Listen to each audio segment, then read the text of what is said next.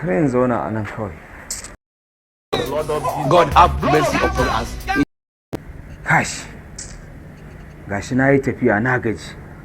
Ga lamba Abdul ba ta shiga. Barantana in kira shi ya min kwatancen gidan. Hai. Ni gaba ɗaya ma na gaji. Na rasa abin da yake min daɗi. Hai.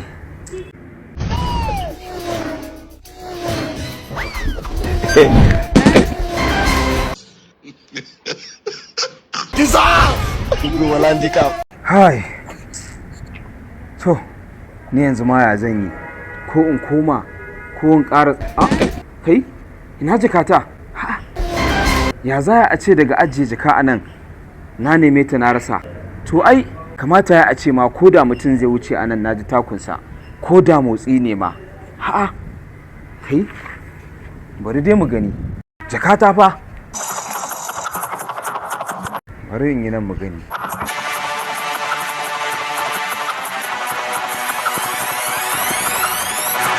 Kai? Jakata? Dama kai ne ka sace min jaka? Kai? Lallai ma wannan. Allah da Allah mai gida kai haƙuri. Kai haƙuri wallahi ba laifi na bane wallahi. Wallahi yunwa ce ta sa na wannan halin bayan kai na bane.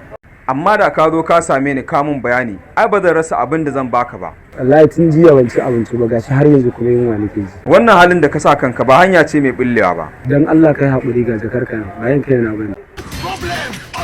Nagode. Ina zuwa. Gashi wannan ka je ka samu ka ci abinci. Nagode Allah saka da. Nagode. Allah ya tsare. Godiya miki. Allah ya kiyaye, Allah ya shirye ka. Godiya miki.